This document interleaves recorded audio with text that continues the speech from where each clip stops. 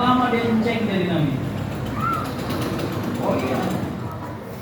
Ayo kita luruskan ya. Mana lebih enak? Maaf. Mana lebih enak jadi nabi atau jadi anggota DPR RI? Kalau urusannya dunia. Hah? Mana Bu? DPR. Jadi nabi lebih enak. Serius. Kita hitung ya supaya enak nih ya.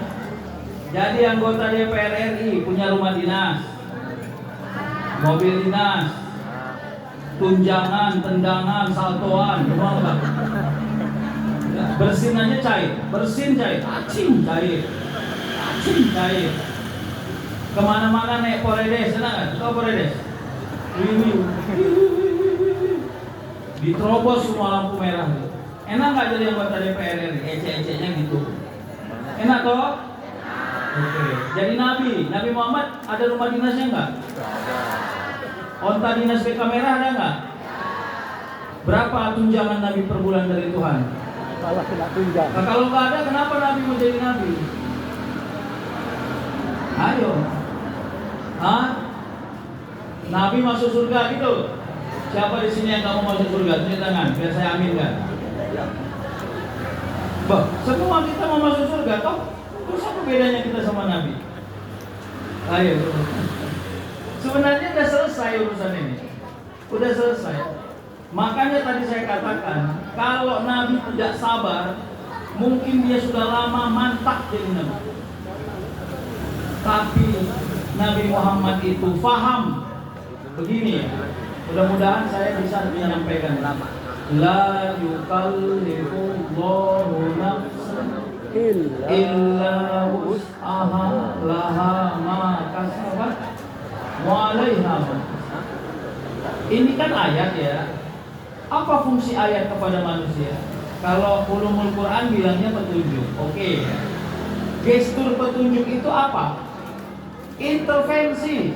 Jadi ayat itu mengintervensi kita, suka nggak suka kau harus ikut, begitu toh? Oke. Apa arti ayat tadi? Tidak akan mungkin Allah memberi beban kepada seseorang yang seseorang itu nggak bisa memikul beban itu, nggak mungkin. Itu ya kira-kira logikanya ya. Oke. Nah sekarang ayat ini mau dijadikan makro itu di atas ya, atau mikro. Kalau dia mikro, maka kerjanya begini. Kata Allah saya sanggup, tapi kok saya nggak sanggup, berarti Allah salah. Nggak boleh. Maka naikkan dia ke atas. Karena kata Allah saya sanggup, maka saya harus sanggup. Kita yang mengintervensi diri kita, bukan kita yang mengintervensi takdir Tuhan. Hei ibu-ibu, mana lebih cantik, PC atau mancung? PC. Hah? Mana lebih cantik, PC atau mancung? Coba bayangkan, orang PC bilangnya mancung ya.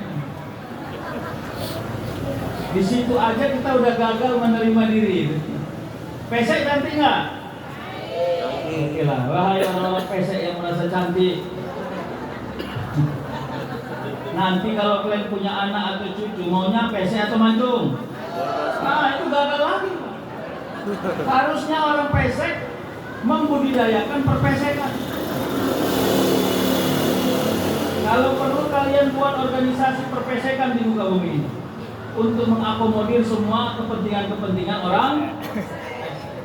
Tapi begitu, itu ya saya katakan begini. Kalau secara filosofi, kita ini tertarik dengan hidup orang, tapi kita nggak pernah tertarik dengan hidup kita, itu aneh loh. Serius. Gini ya, yang ngeri itu punya hidung nggak bisa nafas dulu. Serius. Jadi udah gini aja. Jangan dikotomik memahami pesek atau setahu saya orang pesek juga ada jodohnya. Ada lagu yang begini dulu, tahu nggak? Aku ini orang miskin, ya oma, ya oma. Aku ini orang kaya. Lagu itu lagu stratifikasi sosial. Untungnya belakangan ini nggak famous lagu itu, nggak terkenal. Lagu itu nggak menarik perhatian kita. Pertanyaannya siapa yang miskin di antara kita? Miskin itu mindset Pak, bukan keadaan. Ya berapa banyak orang yang duitnya sebanyak orang lain, tapi sedekahnya bagus. Berapa banyak orang yang duitnya banyak, tapi improvisasinya pada filantropi jelek. Ya, begitu ditanya tentang sedekah, bawaannya oyong. Tahu ciri-ciri orang oyong? Ciri-ciri orang oyong tahu nggak? Nggak pernah mabuk, tapi jalannya mereng aja. Ciri-ciri orang oyong. Hati-hati. Jadi kalau saya disuruh mendefinisikan, kekayaan dan kemiskinan itu adalah kemampuan memanage hidup. Udah gitu aja. Makanya Allah rahasiakan kemampuan manusia. Sehebat-hebatnya manusia, kalau dia tidak pandai mengimprove dan memanage dirinya, dia rugi. Innal insana lafi khusr. Bapak Ibu, begini ya. Nabi Muhammad itu, ya ini kalau kita bicara sejarah ya, kegagalan kita membaca sejarah itu tahu apa? Kita cuma mau tahu tapi nggak mau rasa. Apa? Kita cuma mau tahu tapi nggak mau rasa. Selalu jawabnya, oh itu kalau dalam filsafat manusia, kalau orang bilangnya oh itu tandanya dia cuma tahu tapi nggak pernah punya ekspektasi. Apa jawabannya tadi? Oh, ini saya kasih tahu jawab oh ya. Bapak Ibu, Rasul itu lahir dalam keadaan yatim. Jawab. Jawablah. Oh, itu. Rasul itu lahir dalam keadaan yatim. Jawab. Rasul itu ujian hidupnya berat. Jawab. Rasul itu banyak fitnah kepada dirinya. Jawab. Kayak gitulah cara kita memahami sejarah Nabi. Makanya nggak pernah berkesan sama kita. Maaf ya, ini kritik sosial. Kenapa? Karena kita cuma how to know, cuma mau tahu, tapi nggak punya ekspektasi apapun di dalamnya. Nanti kalau saya tanya, berat nggak jadi Nabi? Tapi karena kita nggak pernah mau rasa kayak mana jadi anak yatim, kita slow aja gitu, slow aja. Pernah nonton India? Siapa yang suka film India? Ada nggak? Nggak ada. Hah? Coba sebutkan 3 judul film India yang kau suka. 1. Coach Hatahe. Memang ini di mana saya ceramah selalu nomor 1 ini. 2. Ayo cepat. Nah. Ayo. Ada itu Kabi Kusi Kabi Gem. Tahu? Ada lagi dia tuh Pegel He. Ada ya? Oke, ini kita bukan cerita tentang India. Saya cuma mau bilang begini. Kalau nonton film India, anak mudanya berantem dengan banditnya 7 orang, anak mudanya 1. Tidak usah Bapak Ibu istikharah dan sholat sunnah hajat untuk supaya menang anak mudanya, nggak usah. Slow aja, insya Allah anak mudanya pasti. Ya Allah mudahkan urusannya, ya Allah dia orang baik, ya Allah. Nah, slow aja, slow. Insya Allah dia. Karena on skenario sutradara sudah kasih tahu, you perannya begini, you perannya begini, you perannya begini. Kolektivitas cerita sudah tahu. Makanya jangan pernah baper nonton film. Kenapa? Kita digoda oleh suasana yang dibentuk. Pertanyaan, Nabi Muhammad udah tahu belum skenario hidupnya sampai mati? Enggak tahu. Padahal backingnya Allah. Ini menjadi menarik. Makanya kalau saya bilang tadi, gestur kita gestur dunia. Siapa di sini yang pernah sholat hajat? Sunnah hajat, ada? Sholat sunnah hajat itu biasanya hajatnya dunia atau akhirat? Dunia. Mau naik pangkat, mau wisuda, anak masuk kerja, hamil, dunia semua. Jadi gestur ketaatan kita ini gestur dunia, Pak. Tapi Nabi Muhammad fasilitas dunianya nggak jelas. Kenapa dia mau jadi Nabi? Itu bicara hedonistik namanya. Kalau bicara kritik sosial, berapa banyak orang menggugat ketaatannya kepada Allah? Kenapa dia taat tapi hidupnya gini-gini aja? Pernah dengar orang sholat duha ceng? Udah pernah? Orang sholat duha ceng, udah pernah dengar cerita itu? Udah belum? Ini, jangan sombong-sombong kali begitu tanya jawab. Ya.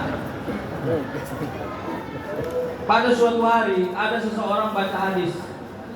Dia baca begini: siapapun orang yang sholat duha diluaskan Allah, Rezeki yang gitu toh, maka logika komersilnya hidup. Paten kali ini bang, ya pas pedagang pula. Nah, inilah syarat saya supaya meluaskan. Gara-gara dia baca hadis itu, riwayat itu, mulai besok sholat 2 hari. Bukan main 2 rakaat, main 8 tuh. 8, besok 8, besok 8, besok 8. Udah 30 hari dia amalkannya sholat 2 hari itu, ditengoknya hidupnya gitu-gitu aja. Oh ya nggak dia kan gitu. Akhirnya hari ke-31 selesai sholat 2 dia berdoa sama Allah. Ya Allah ya Tuhanku, jujur aja nih ya Allah, aku sholat 2 karena baca riwayat. Di dalam riwayat itu disebut siapapun yang jaga sholat duha kau luaskan rezeki. Ini jujur ya Allah, udah 30 hari aku nih sholat duha, gak enceng-enceng nih, gak pre-pre. Aku jujur lah ya Allah, kalau besok masih gini-gini juga, enceng aja lalu sholat duha nih, betul aja pun. Pertanyaan, apa rezekinya orang sholat duha? Hah? Apa rezekinya orang sholat duha? Hah? Sehat, oke, apa lagi? Hah? Suami setia? Apa? Hah? Sehat, rezeki, apa lagi? Habis, sudah itu aja rezekinya orang sholat duha. Tenang hidup, apa lagi? Pernah nggak ketemu orang habis sholat duha merepet bawaannya? Nih, kayak saya kasih tahu yang paling original ya, supaya menarik ya. Rezekinya orang sholat duha itu adalah sholat duha. Apa? Rezekinya orang sholat duha itu adalah, oh iya, enggak semua orang hidup bisa sholat duha. Kau hidup dan kau sholat duha, berarti sholat duha hari ini kepadamu adalah rezeki. Mau tahu kalau itu rezeki? Cepat-cepat mati biar tahu. Rezeki nggak sholat duha itu. Begitu cara melihatnya. Tapi akal komersil kita kan begitu. Lebih cantik duit 1 juta daripada sholat duha. Jelas saya juga bilang gitu kok. Tapi kita lupa, kalau 1 juta itu rezeki, sholat duha juga rezeki. Berani nggak ngomong kayak gitu? Kalau berani, landing nih hidup. Tapi enggak, kita kan sholat duha cari rezeki, itu anehnya. Habis itu nuntut-nuntut sama Allah, ya Allah. Ada orang baru hilang sendalnya di masjid, langsung buat status di Facebook. Ya Allah, berat kali jadi orang taat. Saya adalah orang yang selalu menjaga sholat di masjid, tapi sendal saya hilang. Ujian apa yang kau berikan kepada saya ya Allah? Macam betul aja. Kalau sendalmu hilang di masjid, itu tandanya kau tidak bagus memanage bagaimana supaya sendal tidak. Saya kasih tahu cara sendal supaya nggak hilang di masjid, mudah saja. Taruh yang kanan di sini, yang kiri di sana. Insya Allah yang nyuri oyong itu. Paham? Jadi kita suka membranding diri kita pada urusan-urusan yang labil. Kalau kata orang Medan, baperan, bawa perasaan. Padahal Allah sebut wala tahinu wala tahzanu wa antumul a'launa in kuntum mu'minin. Jangan kau sedih, jangan kau lemah. Saya mau, karena saya filsafat ya, saya mau bilang gini, kenapa sih Allah itu tidak ngomong di dalam Al-Quran? Ya, kau tuh harus hebat, kau tuh harus belajar manajemen, tapi jangan kau lemah. Karena orang belajar manajemen, kalau lemah hatinya, ya sedih hatinya, takkan pandai dia mengamalkan ilmu-ilmu manajemen. Makanya Allah sebut hal-hal yang paling prinsip. Tapi kan kita begitu. Kita ini ngelihat apa yang Allah bilang, kita anggap ecek-ecek gitu. Gak usah geleng-geleng, nganggu aja. Tamanya tuh ditanya, dibilang, hei bang, jangan kau nggak sholat bang, nanti kau masuk neraka bang. Kapan itu? Nantilah di akhirat. Nanti lah kita pikirkan. Ngapain kita pikirkan sekarang?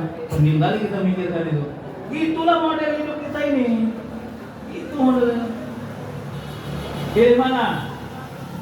10 miliar atau dosa semua dihapus? Dosa dihapus. Nah, jangan cepat kali jawab. Pilih mana? 10 miliar cash atau semua dosa dihapus? Semua dosa dihapus. Oh, nah. Ada itu. Daripada 10 miliar dosa punya. Bagus, nggak usah ada pilihan. Udah enak. Dulu Sekota Indomie orang bisa pindah agama loh. Konon lagi 10 menit. Berlaku. Jadi tolonglah ya, ini kita ini makhluk. Saya awalnya tadi makhluk materialistik. Akses kita ini materialistik ansih. Kenapa orang bosan sholat? Ayo. Kenapa orang bosan sholat? Sholat itu kajol. Apa kajol? Gak kajol lah. Makanya Allah kritik orang-orang sholat. Fawailul lil musallin alladzina hum an sholatihim. Tahu nggak lalai itu maksudnya apa? Geraknya sholat, ekspektasinya dunia. Kali dalam ayat lain ada tuh, innal munafiqina yukhadi'unallaha wa khadi'uhum idza qamu ila shalah. Apabila dia menegakkan sholat, qamu kusala, dia menegakkan sholat dengan malas. Yang bilang bukan saya, Allah. Malas itu menjadi kalimat yang Allah hadirkan untuk kita ketahui bersama. Yuraun nas, dia suka ria kepada manusia. Wala yazkurunallaha illa qalila. Dia enggak mau berzikir kepada Allah kecuali sedikit. Sedikit, ya. Jadi sholat waktu berimam. Zikirlah. Subhanallah, subhanallah. Di belakang ditera sama jemaah 1, 2, 3, 4. Lewat 35 Bang. Mak, bahaya nih. Enggak ada dalilnya nih, 35 di lantainya. Mas, alhamdulillah. Alhamdulillah. Dikira wah ini lagi belakang. Wah ini kan memang suka ngera-ngera. 37 di lantai. Nah, ini jelas bid'ah ini. Udah jelas ini bid'ah. Kan Allahu Akbar, dikiranya lagi Allahu Akbar, Allahu Akbar. 39 di lantai 2. Begitu selesai sholat, ditarik leher imam itu sama wah. Sini kok. Kukera tadi zikir kok. Subhanallah wa 35. Alhamdulillah wa 37. Allahu Akbar wa 39. Mana dalilnya? Apa kata imam itu? Alamak wa ngantuk aku tadi gak kukera-kera itu. Ku bantai aja gitu. Hei, wala yazkurunallaha illa qalila. Bukankah alam ini menjadi dalil bahwa kau harus berzikir selamanya kepada Allah? Kenapa harus pakai angka-angka? Maaf, saya nggak tertarik dengan yang seperti itu. Anda kalau pintar aja, nggak apa-apa. Tapi jangan hambat orang berzikir, nggak boleh. Hidup ini zikrullah, nafas ini zikrullah, akal ini zikrullah, semua perjalanan zikrullah. Dalil, alam ini dalil loh. Masa alam ini nggak dalil? Gimana? Ayo belajar usul fikih apa? Dalil nakli tidak boleh berdiri sendiri kalau mau mengakses perubahan-perubahan sosial. Taghayyurul ahkam bi taghayyuril azman wal amkin. Berubahnya satu hukum disebabkan realitas yang berubah. Jadi sebab dalil nakli itu kalau Rasul sudah wafat kan selesai. Ayat nggak turun lagi, hadis nggak ada lagi, tuntas Pak. Maka dia naik jadi prinsip, dia naik jadi norma. Tapi realitas kan berubah. Sama kayak maulid. Namun orang nggak ada maulid, inilah jangan noyong kali lah. Biar seru-seru aja sedikit dunia kita ini. Kalau kau nggak suruh maulid nggak usah. Kalau kami mau maulid, apa tinggali kepala kau? Kenapa di maulid ini kami cerita Nabi? Kami mengenang Nabi. Untuk apa itu? Sedangkan orang yang dekat dengan Nabi aja ingkar kepada Nabi, apalagi kami yang jauh dari Nabi, sangat potensi kami ingkar kepada Nabi. Dengan cara itulah kami ceritakan kisah Nabi supaya kami lengket hatinya kepada Nabi. Paham? Sama itu wirid malam Jumat. Kenapa harus ada wirid malam Jumat? Kan begitu toh pertanyaannya. Udah malam Senin ku banting. Gak ada dari ini gini lah. Apa yang dibaca di dalam wirid malam Jumat? Yasin. Yasin itu Al-Quran enggak? La ilaha illallah, ada hadisnya itu ya, Abdul Zikri. Kalau Rasulullah SAW, Abdul Zikri, fa'lam annahu la ilaha. Ya, lalu ada zikrullah, ada hasbunallah, semua bagian dari ayat. Boleh nggak baca itu? Bu, makan bengkuang boleh nggak? Timun, mangga, rambutan, kuini, rujak. Ya udah, anggap aja mirip malam Jumat, rujak udah selesai. Apa yoyong kali?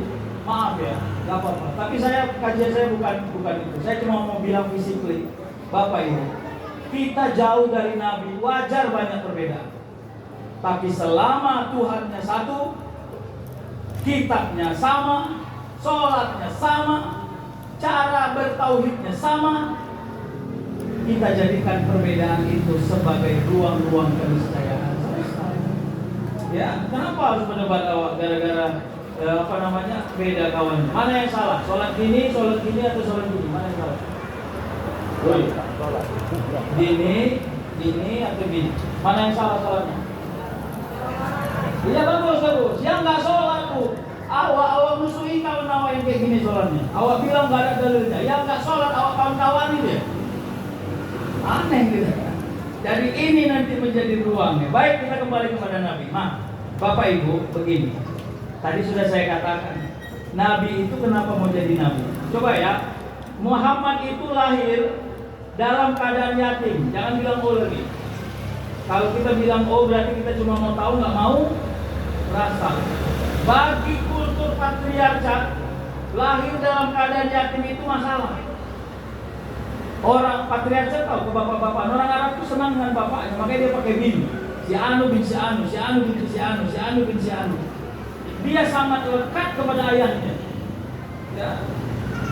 Bukan kayak orang Medan. Orang Medan dibilang nama bapaknya bergelut orang. Anak panjul kok ya. Fitrong itu ya nama bapak tuh. Orang Medan jadi dulu Pak Hizbullah, masa saya bapak kan senior 80-an, saya masih. Dulu waktu saya SD Pak, itu ada namanya pijak-pijakan kepala bapak. Ini kepala bapak kau loh, pijak no. Wih, pijak kepala bapak ya. Ini kepala bapak kau loh, pijak. Udah, piting-pitingnya lalu dari luar.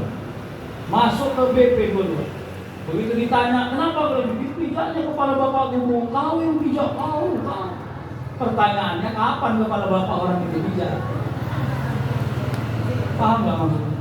Kalau orang Indonesia, Asia Tenggara, malu dia disebutkan nama ayahnya. Orang Arab gembira dia disebutkan nama. Muhammad lahir tidak ada. Coba, masalah nggak tuh? Itu yang mau saya bilang. Kenapa orang semulia Muhammad, Rasulullah, tapi 0 tahun umurnya sudah ada ujian yang sangat sensitif secara psikologi. Ayo, Allah mau bilang apa? Sama itu ya, ini kita lompat dikit lah ya. Nabi Ibrahim, apalah ujian Allah kepada dirinya? Coba. Dia diperintah Allah menyembelih anaknya. Nama anaknya Ismail. Nanti disebut satajiduni insyaallahu minas shabirin. Kira-kira kan gitu ya. Dialognya kelihatan dalam Al-Quran. Kira-kira Nabi Ismail bilang begini, ya kalau memang itu perintah Allah, ya ayah lakukan. Mana ada perintah Allah yang salah, kira-kira gitu.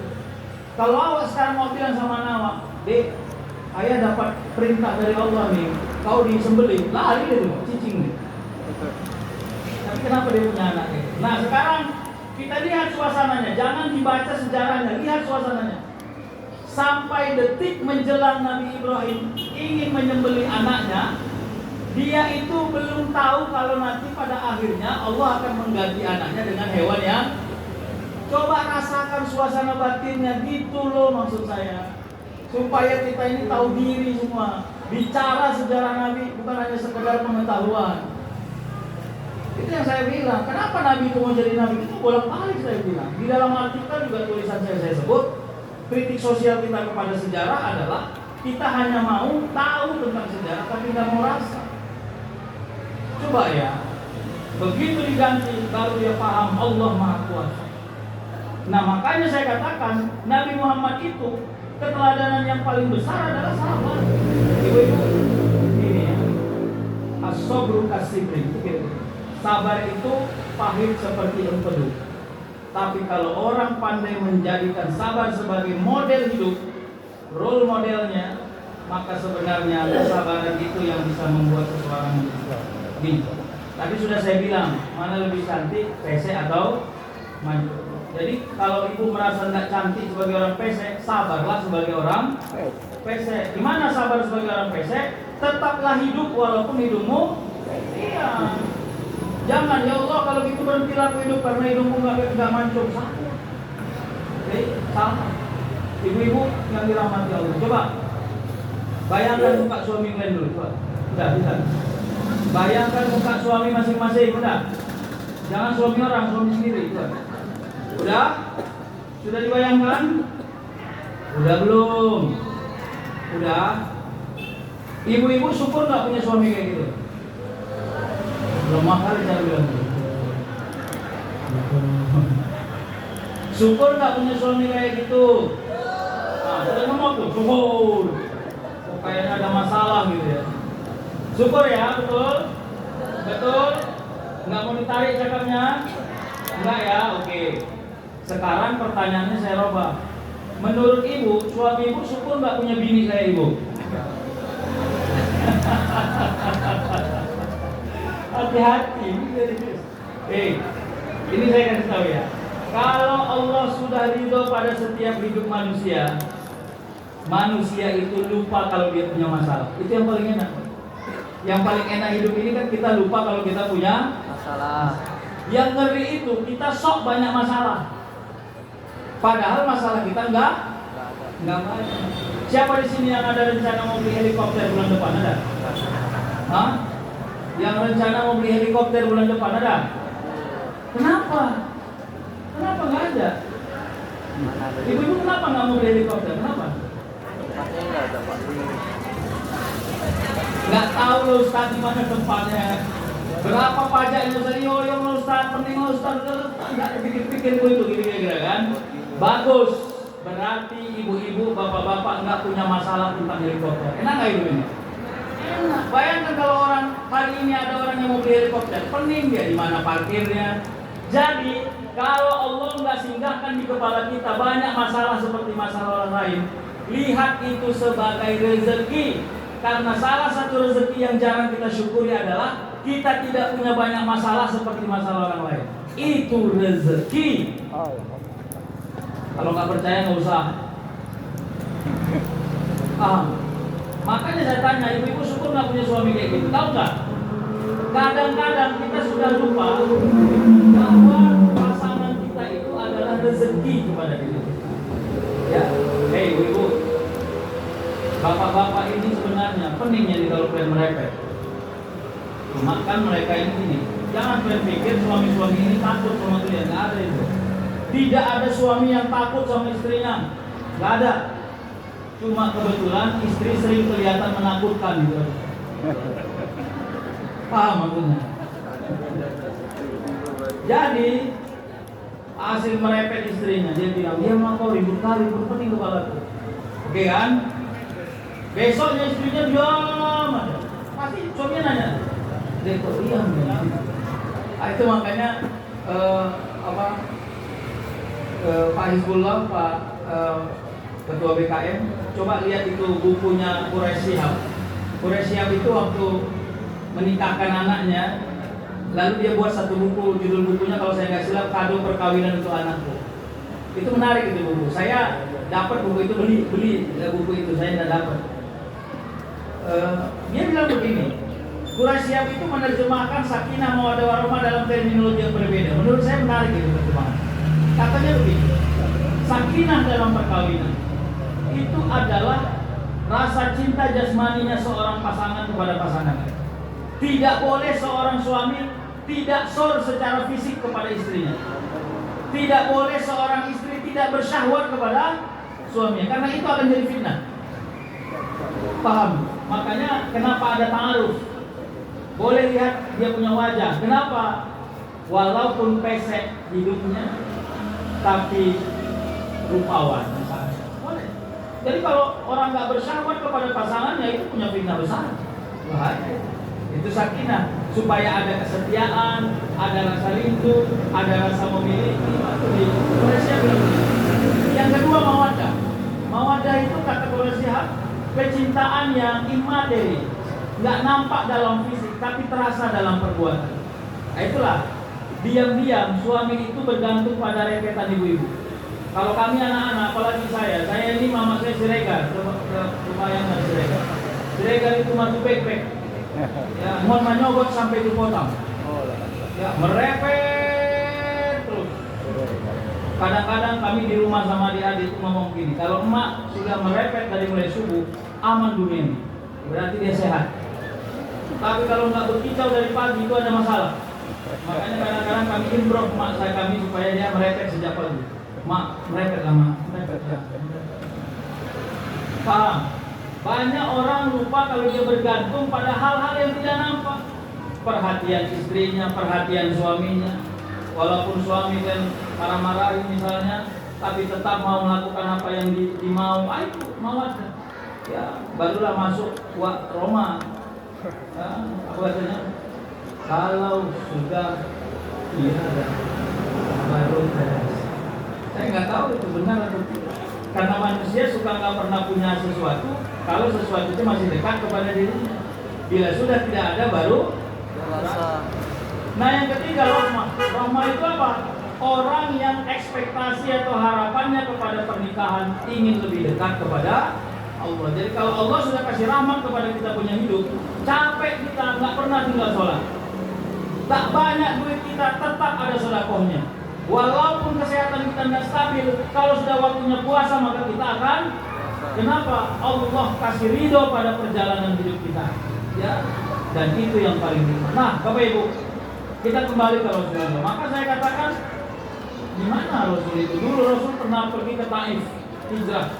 Ya, dia berharap orang Taif itu melindungi dia, kira-kira gitu toh. Taif itu kan kayak beras lagi tuh, naik ke atas Pak jalannya. Saya kalau bilang sama mahasiswa saya, kalau Rasul hijrah itu jangan kalian anggap Rasul itu naik bus pariwisata. Kalau awak pergi jalan-jalan kan naik bus pariwisata, tidur di dalam, habis itu bangun udah sampai. Rasul itu hijrahnya manual bos. Gak ada Indomaret, gak ada Alfamart, gak ada rest area. Kemana coba kalau awak? Bisa nggak kebayang itu?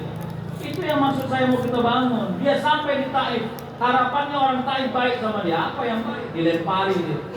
Termasuk ada seorang yang menyelamatkan dia dan memberi dia air minum karena kakinya berdarah. Apa yang dibilang Jibril kepada Nabi Muhammad? Hai Muhammad, ini bandel-bandel kali orang Taif ini. Udahlah, doakan aja sama Allah agar gunung Taif ini dibenturkan, agar gak ada lagi orang Taif ini. Coba bayangkan kalau Nabi Muhammad model-modelnya orang Medan. Betul lah bro, aku pun udah gondok kali nih orang nih. Cocok juga aku rasa tuh.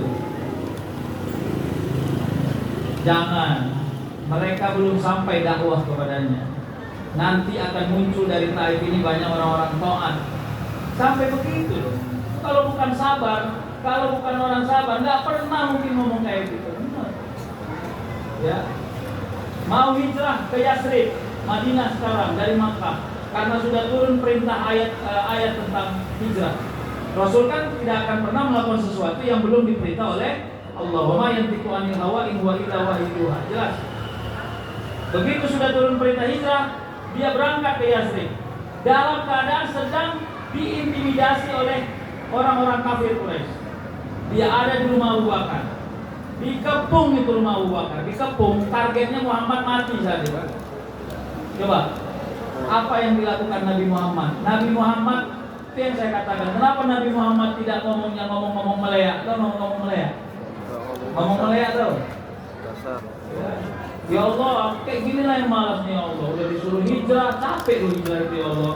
Dikepung-kepung lagi, aku kayak gini malas sekali ya Allah. Udahlah kalau kayak gini, jangan adalah aku jadi nabi. Dan betul aja. Kenapa nggak kayak gitu gesturnya doa Nabi? Awak baru 2 kali dapat ujian, marahnya nauzubillah min dzalik sama Allah. Itu yang mau kita tiru sebenarnya dari Nabi. Kemampuan bertahan dalam hidup ini dengan apapun jenis ujian yang Allah beri. Ahasiban nas ayyutraku ayyaqulu amanna fahum la yuftanun. Apakah manusia itu mengira ketika dia mengatakan kami beriman kepada Engkau ya Allah, lalu dia enggak diuji? Ya, berat. Jadi udah, kalau saya bilang karena variabel materinya kita nggak ketemu meniru Nabi, lihat bagaimana Nabi mengelola dirinya dalam menjalani hidup. Menurut saya gitu aja. Sehingga akhirnya kita nggak punya rasa aneh. Tahu aneh? Aneh tahu? Bu ibu, janganlah sombong lagi. Dalam misalnya ada ya, besok ya. Dan dalam hati ibu mungkin gini, lama kali kok diucapkan, tak paham bilangnya. Tahu aneh nggak? Tahu nggak? Apa aneh? Oke. kita jangan anget sama hidup orang Baik. betul. Berani kayak gitu. Berani. Sekarang lagi musim orang kalau beli kereta baru, ditawafkannya kereta itu di depan rumah. 7 kali keliling dong. Main geber pula tuh. Suka awak panggil lah, Om, kereta baru ya Om. Baru berhenti dia tawaf. Kenapa? Karena memang model orang sekarang ngange-ngangeni orang. Makanya begini, sibuk dia ngange-ngangeni awak tak ange-ange. Itu yang paling bagus. Yang gawat, nggak pernah dia ngange awak ange-ange ya, ini yang bahaya. Jadi kalau sabar sudah jadi model hidup, tidak pernah ada yang aneh dalam hidup kita, Pak. Kalau orang nggak aneh, kita nggak akan curangi hidup orang lain. Tidak menggibahinya, tidak memfitnahnya. Dan itu kan tipe hidup Nabi. Nabi Muhammad walaupun difitnah, dia nggak pernah balas fitnah. Kenapa? Karena bagi dirinya landing, hidupku nggak hidupmu. Ya. Kalau orang nanya, kenapa saya nggak kayak dia? Ya karena dia bukan kau, udah jelas. Aman kan? Selesai. Ada orang tuh kritik saya waktu saya buat disertasi. Salah satu, saya kan bicara hukum perkawinan masyarakat Mandailing Natal. Ya, selain dari uang perlangkahan itu saya kritik dalam disertasi saya. Kadang-kadang lebih serius lagi uang perlangkahan daripada mahar, kan gila. Kalau ada adik mau melangkahi abangnya minta izin dulu sama abangnya bilang kereta sama aku satu, kalau nggak mau aku. Kan makin loyong lah gara-gara itu. Padahal uang perlangkahan tidak ada dalam syariat. Itu saya kritik satu dalam disertasi. Nah, termasuklah yang saya tulis dalam disertasi saya adalah habit. Makanya harus ada habituasi. Habituasi itu apa? Yang bagus lanjutkan, yang nggak bagus dibuat yang baru. Pembiasaan yang baru. Kalau mau ke pesta, Bu, kalau mau ke pesta, udah lawak datang ke pesta, dari mulai beraspal sampai gak beraspal jalan sampai ke rumah yang mau pesta itu. Sepatu awak hitam, begitu awak turun jalan ke pesta itu coklat ini. Karena debunya. Kenapa harus pakai emas? Gigi pun emas. Ayo, apa itu maksudnya? Saya kebetulan nggak pernah jadi perempuan, jadi saya nggak paham. Biar keren gitu. Begitu dia pakai emas ngomong, cemana? Iya, udah lama ya nggak jumpa ya Allah. Kenapa goyang tangannya Bu? Kolesterol ya? Enggak loh. Kenapa? Enggak. Oh Mas tadi ya, iya lama kali sadarnya. Coba. Hah? Gini, berhentilah ngangi-ngangi orang. Udah saya bilang gitu. Ada orang datang ke pestanya, turun dari mobil, doyong dia nih mau. Datang ibu di bawah. Maaf, tapi kita nggak siap tidak dinilai orang bagus. Itu problem. Saya bilang problem kita sekarang etik. Tahu nggak? Semua sumber kejahatan ini adalah sombong. Wala tamsi fil ardi maroha. Pembunuh itu sombong. Kenapa dia sombong? Dia nggak menghargai hidup orang lain, makanya dibunuhnya. Pencuri itu sombong. Kenapa dia sombong? Karena dia nggak menghargai harta orang lain, maka dia mencuri. Jelas. Jadi kalau ibu-ibu punya baju yang mereknya sombong, buang baju itu. Tapi kan kita hati-hati. Ibu-ibu coba tengok orang samping kanan gue, coba tengok mukanya. Samping kanan, coba lah, jangan sombong kali. Tengok, udah tengok. Udah, mana lebih banyak masalah ibu atau masalah dia?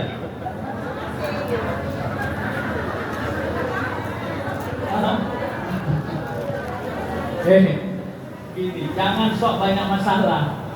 Udah. Kalau ibu-ibu belum berniat beli helikopter, belum berniat beli hotel, masalah kita masih ece-ece. Jangan hidupnya sok punya masalah. Ini ada cerita suatu hari seorang kaya, rumahnya tinggi besar, pagarnya aja lebih tinggi dari dia. Ya, masih pakai singlet ya. Keluar dari atas lantai 2 di apa namanya depan itu apa namanya? Leopard. Iya. Lewat roti, jadi roti tetot-tetot, tahu roti tetot-tetot? Saingannya sari roti itu. Roti tetot-tetot. Tetot tuh ada salju, ada roti selai, ada roti itu ya, ayam. Pagi-pagi bisa lewat. Lewatlah dia. Dipanggil sama wak di atasnya, roti. Berhenti ya tukang roti. Kurun nawak nih kan masih pusing lihat tadi kan gitu. Paha ayam 4, salju 5, selai 3. Dibanti lah sama kawan nih kan gitu. Tapi tukang roti ini ditengoknya muka uak yang besar ini masih jam 7 pagi nih. Meremut aja muka uak tuh ya kan. Akhirnya kepo dia, ditanyanya, Om, masih pagi nih kok meremut aja? Nih, curhat. Iya, pening aku itu ada tanahku di Labusel, aduh diambil orang. Ini tuh apa yang ini? Ada di sana, aduh, terus aduh. Akhirnya lama-lama tukang roti ini pening nih, Mon. Dalam urusan uang ini bahaya. Begitu selesai dia membuat roti 47.000 dibayar.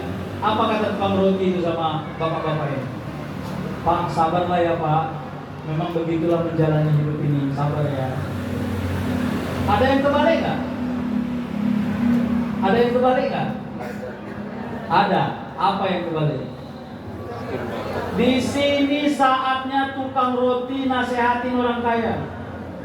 Hati-hati. Jadi tolong dilabelkan rezeki hidup kita ini bukan hanya tentang harta dunia, tapi tentang masalah yang masih bisa dikelola. Itu rezeki yang istimewa. Hati-hati. Karena berapa banyak orang sebab punya masalah ingkar kepada Allah, sebab punya masalah fasik, munafik, syirik. Berapa banyak? Terlalu besar gadaian itu, dan itu yang tidak didapat oleh Rasulullah SAW. Nah sedikit lagi ya, Rasul ditawar oleh orang-orang kafir Quraisy. Begini, mereka bilang, hei Muhammad, kau ini anak cecen, baru umur 40-an, sudah bawa ajaran-ajaran aneh di Makkah ini. Tahu kau Muhammad, orang Makkah ini penyembah berhala dari dulu. Kau datang, rusak semua gara-gara kau. Udahlah, dami-dami aja kita Muhammad. Sesekali kami ikut agama kau, sesekali kau yang ikut agama kami. Cocok kau rasa? Nanti apapun yang kau minta kami kasih. Yang penting kau jangan buat rusuh di Makkah ini. Begitu tawaran orang-orang kafir Quraisy.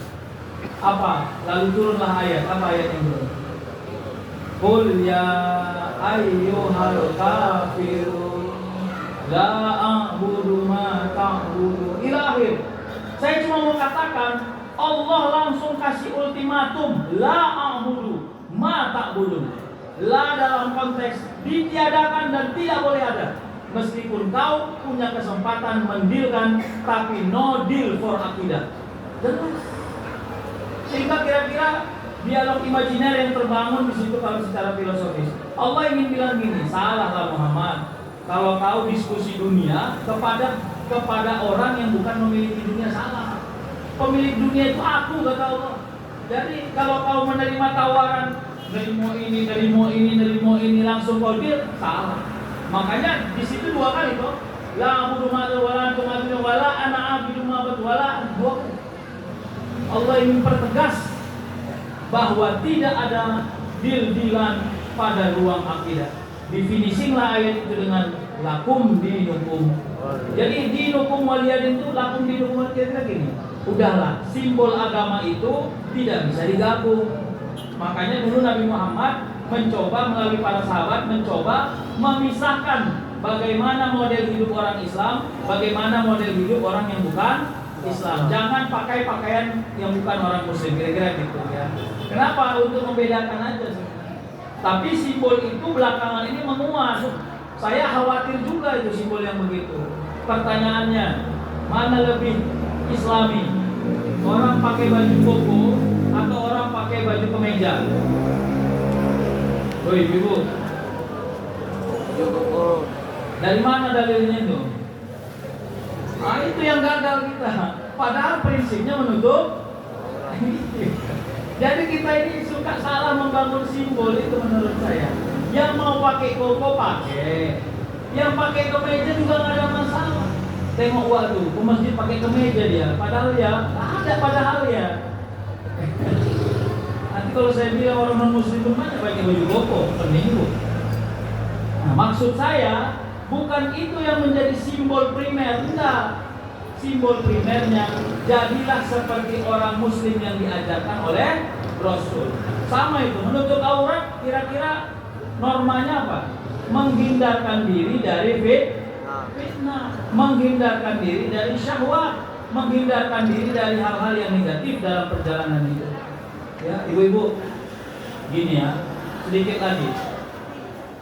Kalau mau nanggok ikan yang kecil, menangkap ikan yang kecil, jangan pakai tanggok yang bolong-bolongnya lebar. Nggak dapet itu ikan kecil.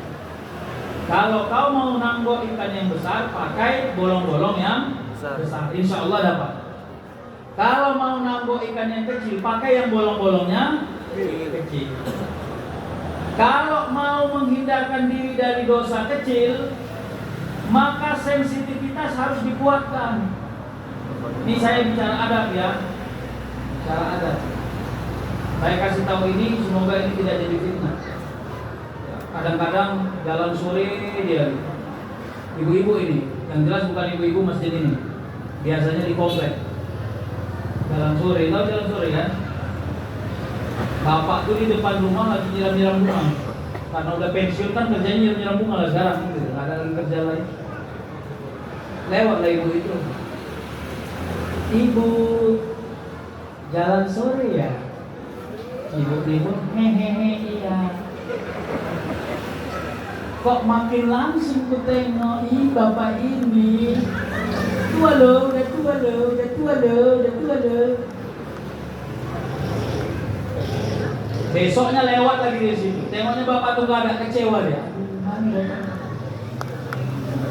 Dalam hatinya, suamiku aja gak pernah bilang aku langsing. Bapak ini, sekecil itu pun sudah jadi dosa. Tapi setan itu, setan kali memang. Dia bisa mengingatkan kita, boy, ente tenang, ente umrah sudah 8 kali, haji 3 kali, nggak pernah ente cabut dari masjid. Yang gini-gini ini normal ini bos, normal. Udah slow. Tapi setan saya kan, itulah kerja setan, membuat komitmen kita kepada hukum Allah itu rendah. Setan kalau nggak pandai menggoda kita pada urusan yang besar, dia rusak kita pada urusan yang besar. Kalau nggak percaya berkawan sama setan. Ya ayyuhallazina amanu dukhulu fis-silmi kaffah wa la tattabi'u khutuwatis syaitan innahu lakum aduwwum mubin. Jadi jelas kalau saya karena analisis saya filsafat ya, bagi saya begini, kalimat-kalimat yang secara kasuistik Allah sebut di situ mubin. Mubin itu artinya jelas, bayin, jelas. Jelas itu dalam filsafat aliran materialistik. Air putih ini jelas, nampak saya. Jelas toh? Makanya kalau dalam ayat itu sugestinya begini. Masuklah kau ke dalam Islam dengan sempurna dan jangan ikuti jalan setan. Karena setan itu musuh yang nyata. Nyata itu nampak, nggak boleh nggak nampak. Maka selama setan nggak pernah kita nampak, selama itu kita nggak pernah pandai memusuhi setan. Itu logikanya, jelas, sederhana. Bagaimana memusuhi sesuatu yang nggak nampak? Nggak bisa. Makanya pertanyaan saya, ibu-ibu pernah nengok setan nggak? Pernah? Pernah? Enggak? Mau saya ajari cara nengok setan? Hah? Ini mahal loh ini, mau? Nggak apa-apa, ini gratis saja. Cara nengok setan, mau? Oke, catat. Kalau nggak ingat, cara melihat setan. Karena kan setan harus jadi musuh yang nyata tadi kan. Nyata itu nampak kan gitu. Cara melihat setan, 1, ambil cermin yang besar. 2, berdiri kau di depannya. 3, buka matamu lebar-lebar. 4, tengoklah apa yang tertengok kau itulah setannya. Maaf ya, saya bukan buat ketawa-ketawa. Saya mau katakan setan itu konstruksinya sifat. Nama makhluknya iblis. Jadi kalau ibu-ibu mau tahu setan mana, cerminlah ibu. Karena setan itu lengket di mata kita, di hidung kita, di telinga kita. Cara dia adalah membangun premis agar kita suka dengan kejahatan. Contoh, ini tadi contoh udah satu, ini contoh kedua. Saya pernah tanya sama mahasiswa saya, Dek, kalau ada uang terletak di meja 10.000, kira-kira kau ambil atau tidak? Mahasiswa saya jawab, tidak Pak. Kenapa? Itu bukan hak saya. saya akan kasih kepada yang punya paten. Sekarang saya ganti case-nya. Kau jalan di satu tempat, sunyi, sepi, tidak ada orang, CCTV pun nggak ada. Jangankan CCTV, semut pun nggak ada, sunyi. Nampakmu di pinggir jalan itu uang terletak 20 juta. Apa yang kau lakukan? Diam, semua memikirkannya. Gawat juga ya Ustaz ya, gawat memang. Ayo, kita kasih tahu sistem kerja setan ya. Setan akan membuat kalimat-kalimat kecil di kepala kita. Namanya premis kalau dalam ilmu mantik. Dia buat kalimat-kalimat kecil. Pucuk dicita, ulang pun tiba. Ada saja cara Allah memudahkan urusan seorang hamba. Paten kan kalimatnya? Beginilah cara Allah menolong saya. Cantik nggak kalimat itu? Jangan anggap setan nggak pandai pakai kalimat-kalimat spiritualitas. Oh, hati-hati. Kalau memang rezeki tidak akan kemana. Makin enak nih cerita. Tidak akan mungkin sesuatu itu terjadi tanpa izin Allah. Oh, cantik nggak? Udah mulai dekat nih sama duit itu. Ya. Kalaupun ini ketahuan sama yang punya, saya anggap utang aja lah, nanti saya cicil. Kalau ini dosa, saya mohon ampun kepada Allah. Oke, kita buat kesimpulan. Kesimpulan, ambil atau tidak? Udah, gitulah kerja setan, Pak. Makanya saya bilang setan itu setan kali, saya bilang. Ya. Dan dia tidak tertarik dengan manusia yang bisa menggunakan akal untuk taat kepada Allah. Dia nggak suka sama itu. Dia mau manusia yang punya akal itu jahat di hadapan Allah. Dia mau itu. Dan itu terus dia setel. Makanya ya Pak Ketua BKM, saya pernah dapat pertanyaan dari seorang jamaah. Sampai hari ini saya ingat pertanyaan itu dan saya sebarkan pertanyaan itu ke banyak-banyak majelis. Tapi saya nggak sebut namanya supaya jangan di. Pertanyaannya begini. Ini pertanyaan mama-mama pengajian. Memang kalau ceramah pengajian ini aneh-aneh memang pertanyaannya. Saking aneh jadinya ingat. Ustaz, apa? Saya ini kan, ini ibu namanya. Saya ini kan orang yang selalu ke masjid paling tidak 3 waktu dalam sehari. Subuh, maghrib, isya. Jadi alhamdulillah Ustaz, saya orang yang selalu ke masjid. Tapi Ustaz, saya kok 2 bulan belakangan ini hati saya aneh Ustaz. Apa anehnya? Karena kan kajian saya tak tahu ya. Apa anehnya? Saya nggak tahu loh Ustaz. Ini saya jujur lah. Asal saya ke masjid, selain dari niat saya sholat berjamaah, kok hati saya terindu-rindu sama imam masjid kami. Maksudnya apa? Saya bilang nggak paham kan saya, karena nggak pernah terbayangkan di otak saya itu. Gitu. Iya Ustaz, imam kami itu ya Ustaz, suaranya enak, orangnya juga ya namanya perempuan ya Ustaz, orangnya ganteng. Ya. Jadi saya terindu-rindu, kadang-kadang kalau dia nggak jadi imam, saya kecarian Ustaz. Pernah sampean saya bawakan dia makanan ke masjid. Ustaz. Saya tanya, imamnya, ibu udah nikah belum? Saya bilang, udah Ustaz, anak saya 2. Imamnya udah nikah, udah Ustaz, anaknya 2 juga. Oyong nggak tuh? Oyong nggak? Oyong. Makanya jangan dianggap orang kalau udah masuk masjid, setan nggak kasih goda, hati-hati. Setan itu lintas tempat Pak. Makanya kita harus bertaus. A'udzubillahi minas. Akhirnya saya bilang sama ibu tuh, Bu, untuk sementara gua ke masjid dulu lah, sampai kau luruskan kau punya niat. Berlaku. Jadi maaf ya, itu tadi teori tangguh. Kita fokus tidak mengerjakan dosa besar, tapi kita lalai dengan dosa kecil. Hati-hati. Setan kasih framing. Apa kata setan? Udah slow kau. Mana ada manusia yang nggak berdosa? Semua manusia pasti punya dosa. Lama-lama udah kayak setan pula saya. Ya, udah tenang aja kau. Nggak ada loh orang sebaik kau di kampung ini, nggak ada. Kau lah nih, kau nomor 2 orang baik. Kira-kira. Hati-hati. Bapak Ibu, itulah yang mau kita lihat dari Nabi. Kesabaran Nabi menyentuh ruang-ruang dosa yang potensi dia lakukan. Itu maksud saya. Penutup. Sampai akhirnya Nabi mau wafat. 63 umur Nabi. Bukan umur yang panjang bagi orang yang hidup pada waktu itu.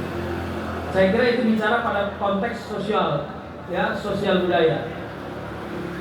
Sampai-sampai ada satu artikel yang saya baca ditulis oleh seorang Jerman, kuliah di Leiden Islamic Studies. Dia buat begini. Dia kajiannya futuristik, kajian masa depan.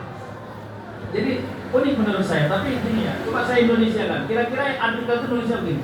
Andai saja Muhammad hidup 10 tahun lagi. Gitu kira-kira. Jadi dia menyebut begini. Akhir-akhir kehidupan Nabi Muhammad itu kan sudah settle sebenarnya. Orang-orang Makkah, orang-orang Madinah itu sudah suka sama dia. Tapi kan gitu ya, al-yauma akmaltu lakum dinakum, kira-kira gitu. Sudah selesai urusan, maka umur tidak bisa diperpanjang. Itu bicara dualitas dalam filsafat. Makanya gini, kalau saja ya itu cuma punya kita. Allah suka-suka hatinya. Itu yang paling menarik. Makanya dalam logika berpikir, apa yang kita mau, Allah belum tentu mau. Apa yang Allah mau, kita harus mau. Yang paling enak, apa yang kita mau, Allah mau. Itu yang paling enak.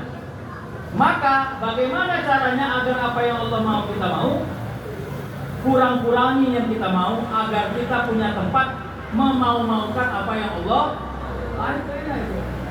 Pengen sehat, dikasih Allah sakit. Pengen muda, umur sudah tua. Siapa yang bisa lari dari maunya Allah? Nggak ada yang bisa. Jadi dualitas Allah itu gini.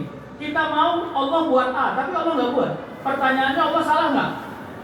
Nggak salah. Siapa yang berani nyalain Allah? Coba. Dia terpanggil polisi. Nah, itu makna dari la yukallifullahu nafsan tadi itu makna yang paling realitas. Makanya Muhammad udah settle. Kalau seandainya kata artikel itu ya, 10 tahun lagi Muhammad hidup, mungkin orang di dunia ini sudah beriman kepada Allah. Kenapa? Karena dia diterima udah. Ya, saking hebohnya orang kepada Muhammad itu, Nabi Muhammad. Sampai kotoran Nabi Muhammad pun dicari-cari. Tapi itu kan dalam beberapa hadis saya baca, ya saya bukan ahli hadis, tapi saya pernah mendengarkan itu. Katanya kotoran Nabi itu ditelan langsung oleh bumi. Tidak ada lagi di bumi ini. Kenapa? Karena itu akan berpotensi menjadi fitnah dan menjadi hal-hal yang melahirkan syirik. Sampai begitu. Tapi Allah bukan yang kita mau, Allah mau. Itu yang menarik. Jadi namanya dualitas dalam filsafat. Jadi kalau mau kaji dualitas itu gimana ya? Ya, la yukallifullahu nafsan illa wus'aha. Ya, nggak semua yang kita pikirkan itu sesuai dengan apa yang Allah mau. Itu yang maka Rasul umurnya 63 selesai. Ya, Nabi Muhammad disampaikan oleh Jibril, ya Muhammad, mintalah kepada Allah agar umurmu dipanjangkan.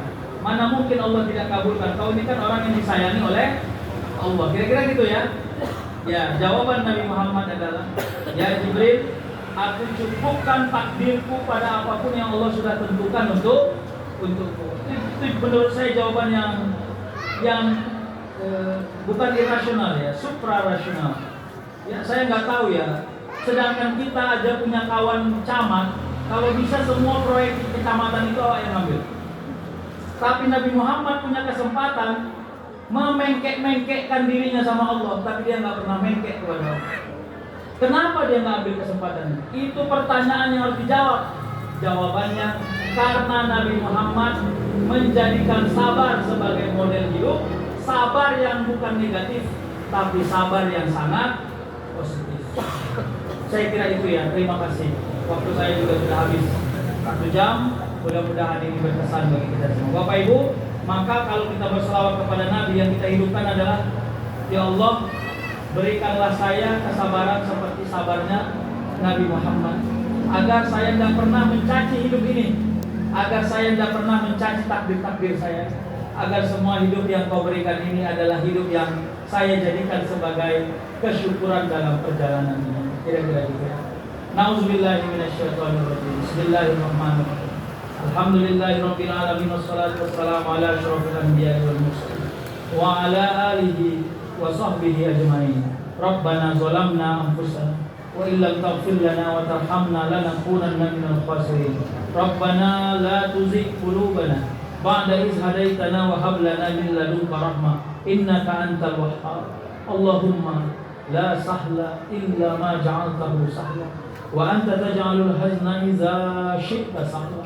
Sahhil lana ya Allah, sahhil lana ya Rahman, سهل لنا أمورنا في الدين والدنيا والآخرة يا مجيب السائلين اللهم اجعل جمعنا هذا جمعا مرحوما وتفرقنا من بعده تفرقا معصوما ربنا تقبل منا إنك أنت السميع العليم وتب علينا إنك أنت التواب الرحيم ربنا آتنا في الدنيا حسنة وفي الآخرة حسنة وقنا عذاب النار سبحان ربك رب العزة عما يصفون وسلام على المرسلين والحمد لله رب العالمين تقبل الله منكم إنا ومنكم تقبل